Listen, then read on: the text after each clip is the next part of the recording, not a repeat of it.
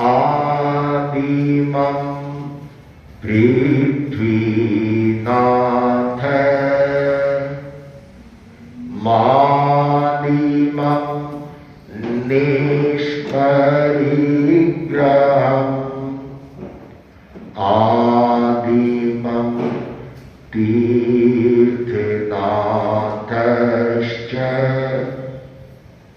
ऋषभ स्वामिने नमः ऋषभ स्वामिने नमः।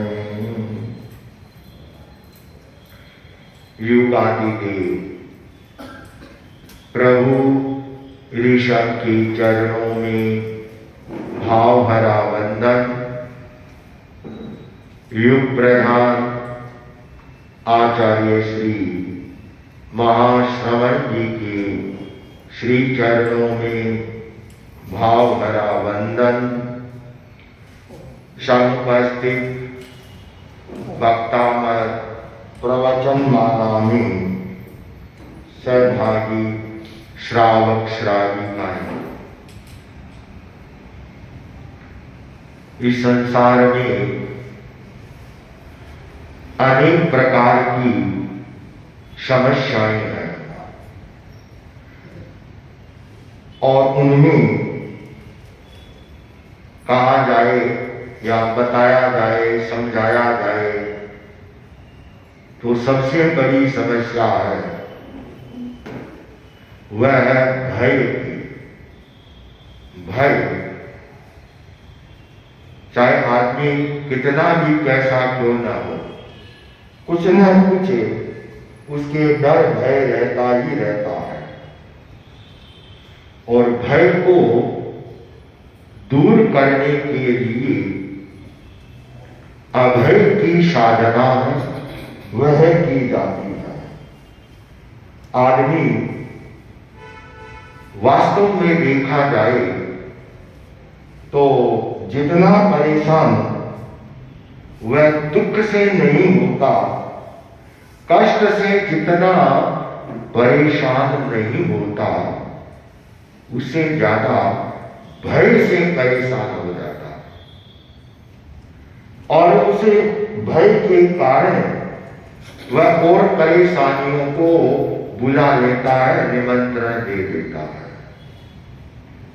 भगवान महावीर अभय की मंत्रदाता थे। उन्होंने अभय का एक ऐसा सूत्र दिया कि उसकी साधना करके व्यक्ति अपनी चेतना को निर्भय बना सकता है। देखा जाता है इस संसार में बड़े बड़े सूरवीर होते हैं जो बंदूक की गोली से नहीं डरते, तलवार से नहीं डरते, छुरे से नहीं डरते, लेकिन एक छोटी सी चूहा आ जाए तो भाग जाते हैं। इतनी सूरवीर है, एक चूहा आ गई तो डर लग गया। बहने हैं, सासू अपना पूरा सासूपना जमाती है, और घर में एक छिपकली आ गई, कॉकरोच आ गया तो क्या हालत होती है। मेरे को याद आ गया, नाम तो नहीं लूंगा, योगक्षेम दिवस का प्रसंग था, रात्रि का समय था और एक संत सेवा करा रहे थे, काफी युग बैठे थे उनके पास में, और एक छोटी सी चूहा आ गई और चूहा को देख के वो संत इतने डरे और वहां से रात का समय था, भाग गए, अचाया नहीं चले गए। तो एक भय एक विचित्र होता है। बड़े बड़े सूरवीर होते हैं, वो भी एक छोटे से भयभीत हो जाते हैं। अपने यहाँ 7 प्रकार के भय का उल्लेख मिलता है ठाणाई सूत्र में। 7 प्रकार का भय, वो तो कम बताया है, उसका और विस्तार करें तो शायद 700 प्रकार का भी हो जाता है। जैसे यह लोक भय, इस लोक का जिन्हें भय रहता है, यह लोक भय। इस लोक में मेरा क्या होगा, कैसे होगा, तो यह भय है, उनको यह सताता रहता है। ऐसे ही परलोक का भय, दूसरे भाव में अगले जन्म में मेरा कैसे क्या होगा, तो उसका भय है, वह उसे सताता रहता है। ये लोक भय, परलोक भय। एक भय है आदान भय। आदान का अर्थ है धन, कि मेरा धन चला जाएगा तो क्या होगा, आदान भय रहता है। और अकस्मात भय, अचानक कोई ऐसी घटना हो गई, न हो जाए, अनहोनी न हो जाए, कहीं किसी की परिवार में अकाल मृत्यु न हो जाए, ये सारे के सारे अकस्मात भय होते हैं। वेदना भय, बीमारियों का कितना भय है, वेदना भय होता है। और असलोक भय, सातवां भय है असलोक भय, अर्थात कहीं मेरी अकीर्ति न हो जाए, मेरा जो मान सम्मान रुतबा है वह सारा खत्म हो जाएगा। तो ये भय के 7 प्रकार बताए हैं, इनका और विशेषतः और बढ़ सकती है। तो इन भयों से मुक्त होने के लिए अभय की साधना की जाती है। और कल हमने हाथी की चर्चा की थी, हाथी के भय के बारे में, कि इस मन रूपी हाथी, जो इतना हमारा मन रूपी हाथी चंचल है, और यह कब होता है कि प्रभु की शरण में चला जाए तो उसका चित्त है वह शांत हो जाता है। अब आज हम हाथी की चर्चा तो कल कर ली। अब हाथी से भी माना जाता है ताकतवर होता है शेर। आज शेर की चर्चा करते हैं, कल हाथी की थी और आज शेर की करते हैं। कहा जाता है कि शेर और हाथी का जंगल में यदि मुकाबला हो जाए तो शेर क्या करता है, शेर ये कोशिश करेगा कि मैं हाथी की सूंड की पकड़ में न हो, और इस तरह से हाथी पर वार करेगा। यदि शेर हाथी की सूंड में पकड़ में आ जाता है तो हाथी इतना ताकतवर होता है कि शेर को कहीं उछाल करके फेंक देगा। लेकिन शेर जानता है अपनी कमजोरी को, तो वह कैसे करता है शेर। तो आज हम एक शेर की चर्चा करेंगे। शेर देखा होगा, देखा है, कहाँ खुला घूमता हुआ या जू के चिड़ियाघर के पिंजरे में, चिड़ियाघर के पिंजरे वाले शेर को देखा है, खुला घूमता हुआ नहीं देखा।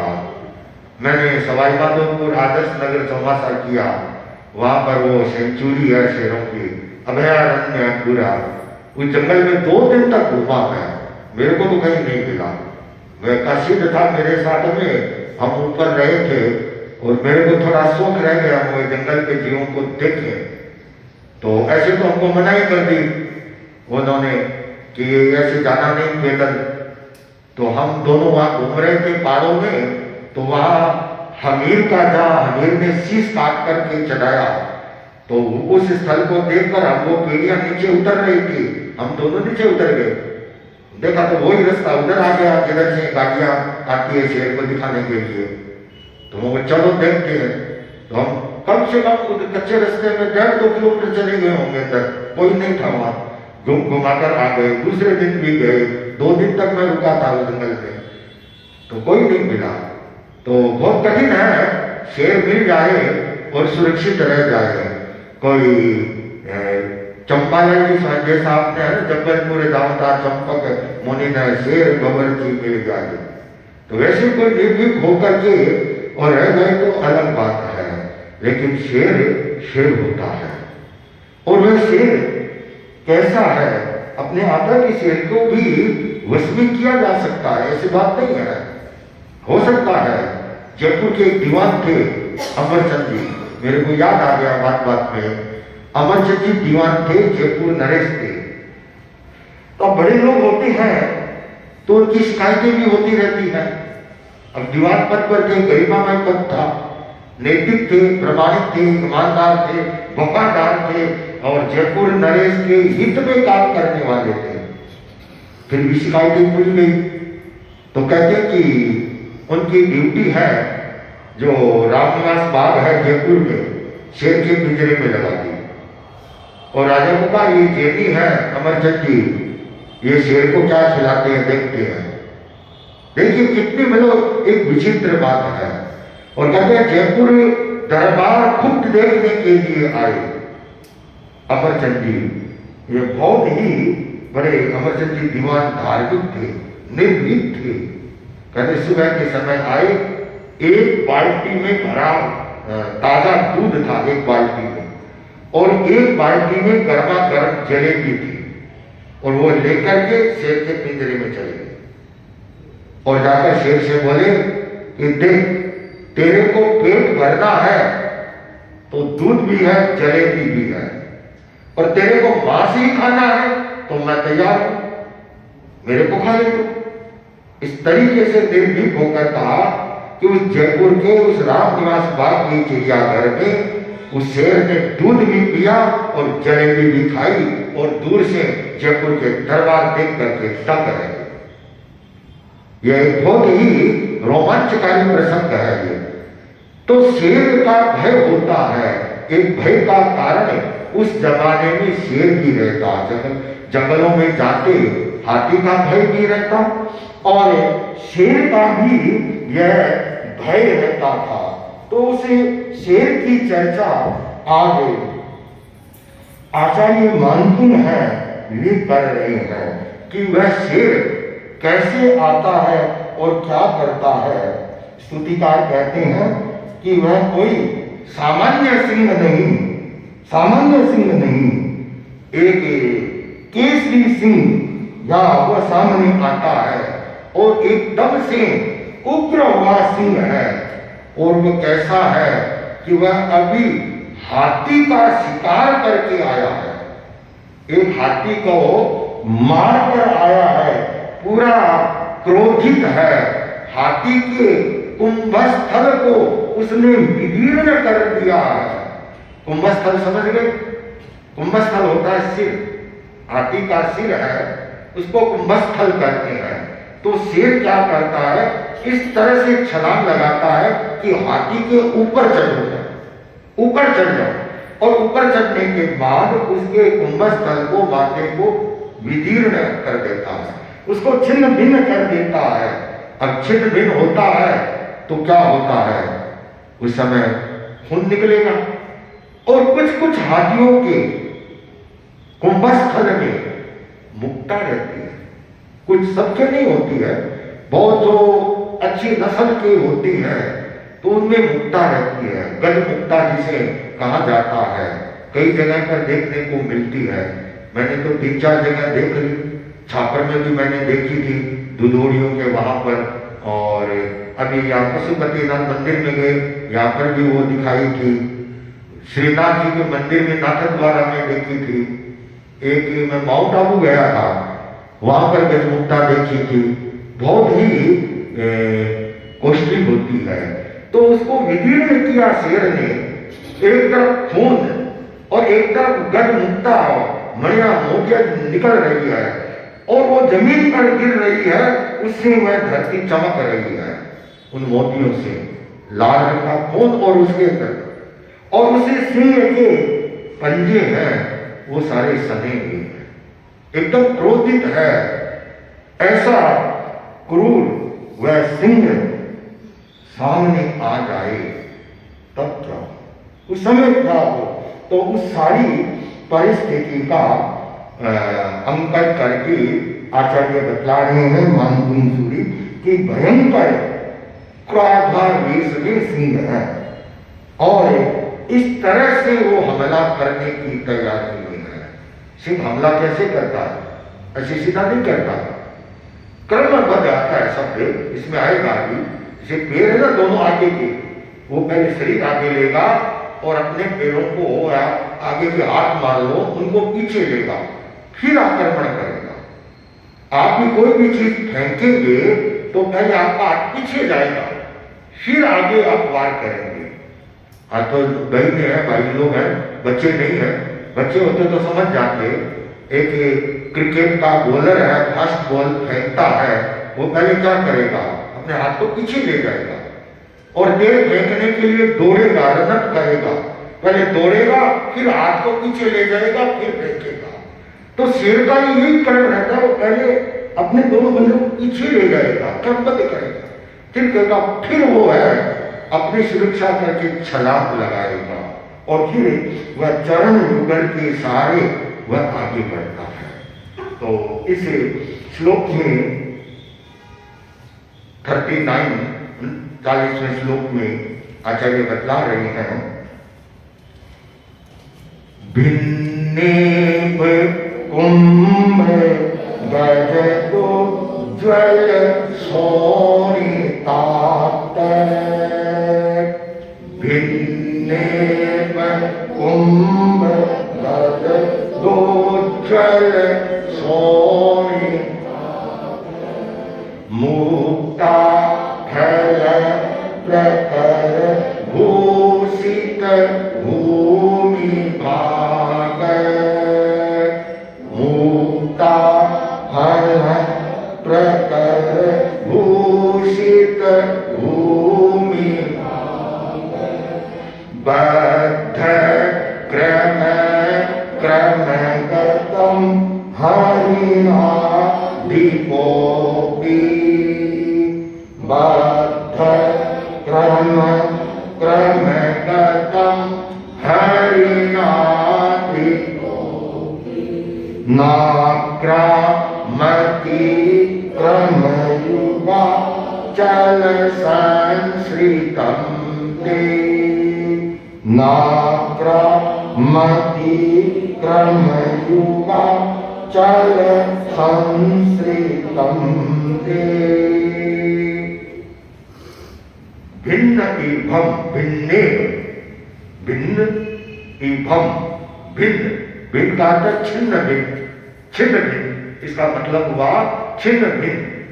इभम, इभम नाम है हाथी का, इभम। कुंभ है, कुंभ है कुंभस्थल, हाथी का कुंभस्थल, हाथी का मस्तिष्क, ऐसे समझ लें। गलद, गलद नाम झड़ता हुआ या बहता हुआ, उस हाथी के कुंभस्थल से झड़ता हुआ। उज्ज्वल, उज्ज्वल का अर्थ है साफ और लाल, लाल। सोनिताक्त, सोनित नाम खून का है, रक्त से सना हुआ, खून से सना हुआ। मुक्ता फल, मुक्ता फल नाम है मोती का, गज मुक्ता, मोती। प्रकर है, एक दो मोती नहीं, मोतियों का समूह है। भूषित है, भूषित का सुशोभित, विभूषित, सजाए हुए, सुशोभित। भूमि भाग है, भूमि का भाग, पृथ्वी का भाग। बद्ध क्रम है, संबद्ध अर्थात तैयार होकर के, बद्ध क्रम है, पहले अपने आप को तैयार करता है। क्रमगतम, पहले वो तैयारी करता है और क्रमगतम पेड़ में आए। क्रमगतम कैसे है, हमारे शरीर का एक बहुत अच्छा सिस्टम है कि हम चलते हैं, एक पेड़ आगे जाएगा, एक पीछे आएगा। ऐसे नहीं है दोनों पेड़ आगे चले या दोनों पीछे आए, क्रमगत चलते हैं, एक आगे एक पीछे। हम खड़े रहेंगे तो हमारे दोनों पेड़ एक बराबर आ जाए, स्थिर हो जाए, खड़े रहने के। क्रमगतम अर्थात पेड़ों के आए हुए छलांग। हिरणाधिप, ऐसे तो हिरण का है, हिरणाधिप अर्थात सिंह, हिरणाधिप सिंह हो गया। अभी भी नहीं आकृति आक्रमण करता है कि इतना क्रूर वह सिंह है जिसने हाथी के कुंभस्थल को विदीर्ण कर दिया और वहां से खून झर रहा है। हाथी के कुंभस्थल से मुक्ता गिर रही है, वो धरती के ऊपर ऐसे गिरी है मानो सुशोभित हो रही है। वो लाल और सफेद का वो क्या कलर मैचिंग हो गया, लाल और सफेद का, और ऊपर से उस पर धूप सूर्य का प्रकाश पड़ रहा है वैसा वह चमक रहा है, और वह सिंह इतना क्रूर है, इतना हिंसक है, वह कर्म से आगे आ रहा है, और वह अचानक आ जाए तो क्या स्थिति होगी? आदमी भयभीत होगा या नहीं होगा? लेकिन यह प्रकार कि अभी भी नहीं आक्रामती, वह आक्रमण नहीं करता है। क्यों नहीं करता है? कि कर्म युग अचल संसृतम थे, अर्थात कर्म नाम है चरण का विकार, कर्म युग दोनों चरण, कर्म युग अचल का मतलब है अचल। अचल कौन है? स्थिर। प्रवृत्त को अचल कहा जाता है जो स्थिर है। अचल संश्रित अर्थात जिसने मतलब आश्रय ले लिया, आश्रय ले लिया किसका? ते तुम्हारा, कि हे प्रभु जिसने आपका आश्रय ले लिया तो इतना क्रूर सिंह भी आ जाएगा तो वह वहीं रुक जाएगा, वहीं रुक जाएगा।